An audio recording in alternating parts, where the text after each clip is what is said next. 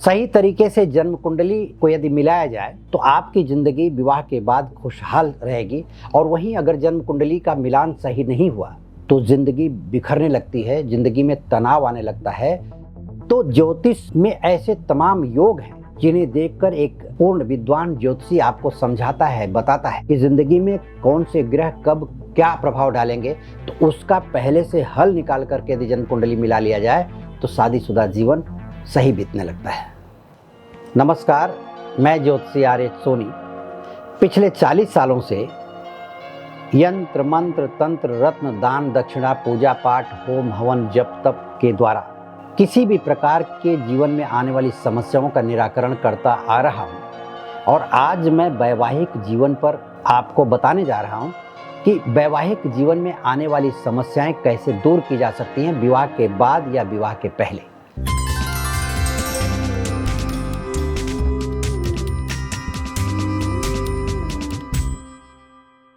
अब देखिए, अगर कुंडली का मिलान सही नहीं हुआ तो शादी सही नहीं होगी, और शादी सही नहीं हुई तो शादी होने के बाद आपस में बैर, जिसको कहते हैं कि आपस में तनाव का होना, एक दूसरे पर लांछन लगाना, एक दूसरा परिवार एक दूसरे परिवार पर भी लांछन लगाने लगता है। वहाँ कोई भी न पति न पत्नी आपस में किसी का सम्मान कोई करता नहीं है। आर्थिक, मानसिक, पारिवारिक, सामाजिक जैसी तकलीफ़ें उत्पन्न होने लगती हैं और आदमी परेशान होने लगता है और उसे ये समझ में नहीं आता कि हम कहाँ फंस गए हैं। और ये आदमी कहने लगता है कि हमारी शादी सही नहीं हुई, उसे ये एहसास होने लगता है, लेकिन माता पिता के कहने से या अपने कारण उसने शादी की है तो उसे निभाना बड़ा मुश्किल हो जाता है कि उसे निभाएं या छोड़े।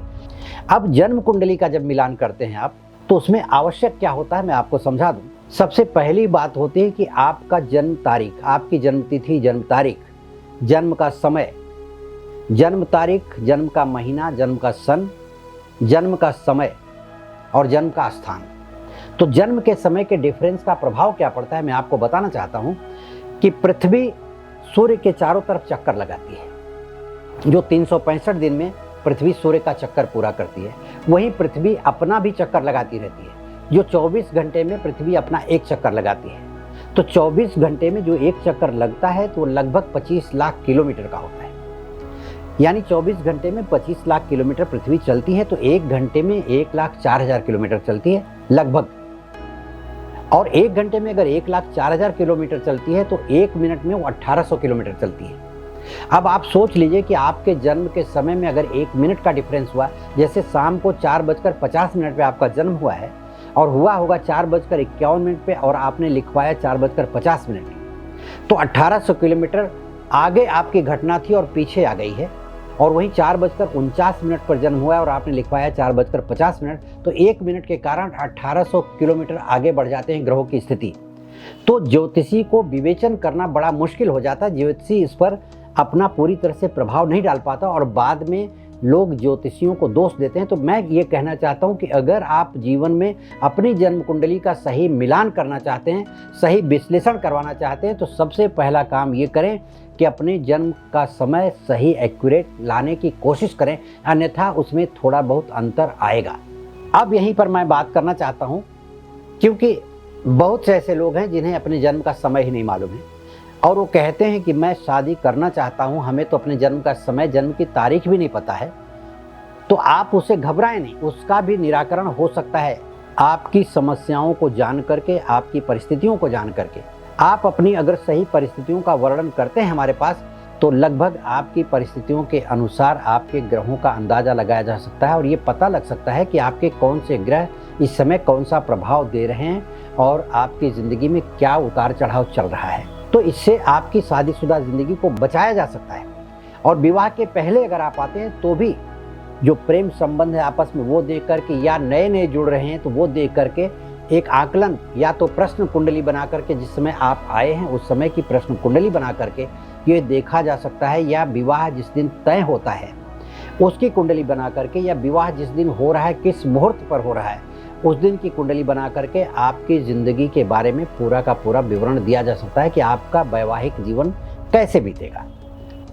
सही जन्म कुंडली मिलान नहीं होने के बाद भी यदि शादी हो गई है तो जीवन में जो सबसे पहली परेशानी आती है वो होती है मानसिक परेशानी, जो व्यक्ति किसी को कह नहीं सकता। और मानसिक परेशानी के कारण व्यक्ति चिड़चिड़ा हो जाता है। चिड़चिड़ा होने के कारण उसकी वाणी में कठोरता आ जाती है, परिवार को बिखरा देता है, परिवार में कलह पैदा कर देता है, आर्थिक तंगी आने लगती है, परिवार का सुकून छिन जाता है, संतान कष्ट होने लगता है। तो ज्योतिष शास्त्र के द्वारा आपकी समस्याओं का निदान कैसे होगा, निराकरण कैसे होगा, वो मैं आपको बताने जा रहा हूँ।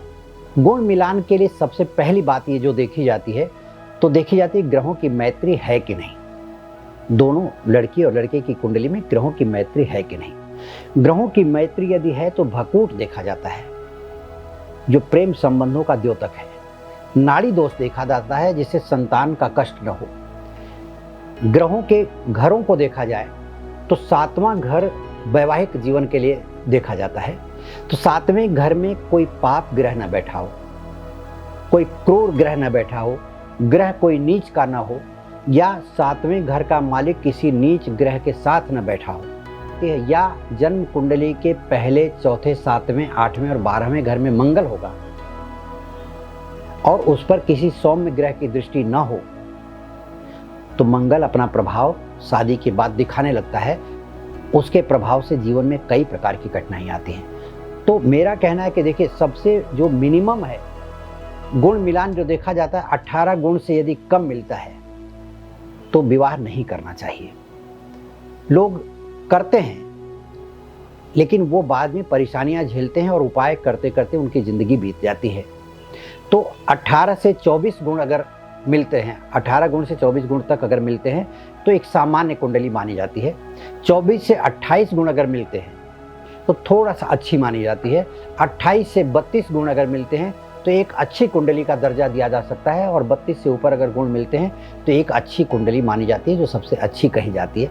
लेकिन गुण मिलना ही सबसे बड़ी बात नहीं होती। गुण के साथ साथ कौन से ग्रह की दृष्टि है 7वें घर पे, या कौन सा ग्रह प्रबल है, किस ग्रह की दशा चल रही है, लड़के की कौन सी ग्रह की दशा चल रही है, लड़की की कौन सी ग्रह की दशा चल रही है, दोनों एक दूसरे के विरोधी की दशा तो नहीं चल रही ग्रहों में, या कब एक दूसरे के भाग्योदय कारक दशाएं चालू होंगी, ये सभी कुछ देख करके ही जन्म कुंडली का मिलान करना चाहिए। यदि आप शादी करने जा रहे हैं, विवाह करने जा रहे हैं, तो आप किसी अच्छे विद्वान ज्योतिषी से अपनी जन्म कुंडली दिखाकर परामर्श अवश्य लें, ताकि आपकी आने वाली ज़िंदगी में किसी भी प्रकार का कष्ट न हो, वैवाहिक जीवन खुशहाल चले। और यदि आपकी शादी हो गई है, वैवाहिक जीवन ठीक नहीं चल रहा है, तो मैं उसका निराकरण बताता हूँ, कुछ उपाय बताता हूँ जो आप करके अपनी ज़िंदगी को खुशहाल बनाने की ओर अग्रसर हो सकते हैं, और उसका असर आपकी ज़िंदगी में देखने को मिलेगा। सबसे पहला उपाय मैं जो बताने जा रहा हूँ, आप अपने घर में सरसों का तेल लेकर के उसका दिया जलाएं। यदि कुछ स्थानों पर दिया न जलाया जा सके, कहीं वर्जित हो, दिया जलाना भी मुश्किल हो, जैसे विदेशों में घरों में दीपक नहीं जलाया जाता, तो सरसों का तेल, मस्टर्ड ऑयल 1 चम्मच रोज ज़मीन पर गिरा दें, फर्श पर नहीं, पृथ्वी पर गिराना चाहिए। और ये लगातार 40 दिन होना चाहिए, कंटिन्यू, 40 डेज मिनिमम या 43 डेज मैक्सिमम। शादीशुदा जीवन में जो कड़वाहट आ रही है उसको दूर करने के लिए पहला उपाय है। दूसरा उपाय है गुरुवार के दिन फल का दान करना। पीले फल का किसी गरीब आदमी को दान करना, किसी मंदिर में दान करना, किसी भिखारी को, गरीब आदमी को दान कर देना। पीले फल का दान कम से कम 5 गुरुवार करना चाहिए। नहीं तो आप गुरुवार, शुक्रवार, शनिवार, रविवार लगातार 4 दिन 7-7 केला भगवान शिव के मंदिर में नंदी को चढ़ाना है। भगवान शिव के पिंड पर नहीं, नंदी को चढ़ाएं। अगर वहाँ भगवान शिव का मंदिर आसपास ना हो तो किसी गरीब बच्चे को दें जो 12 साल से छोटा हो, लड़की हो या लड़का, उसे दें, ताकि उसकी आत्मा प्रसन्न हो उसे खा करके।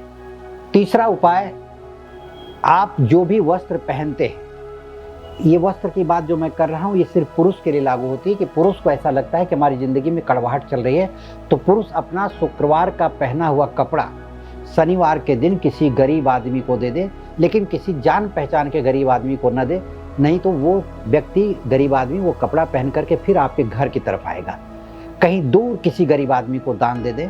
और अगर आप बहुत ही पीड़ित चल रहे हैं, आप ये समझ लें कि आपका वैवाहिक जीवन अत्यंत दूभर हो गया, जीना दूभर हो गया और ऐसा लग रहा है कि अब हम चल नहीं पाएंगे, तो पति और पत्नी दोनों ही मिलकर के एक बार किसी शिव मंदिर में जाकर के रुद्राभिषेक कराएं और वहाँ शिव मंदिर में नारियल जो हम पीते हैं, नारियल का पानी जो पीते हैं, वो नारियल का जल अपने हाथ से शिव जी को अर्पण करें महामृत्युंजय का मंत्र पढ़ते हुए।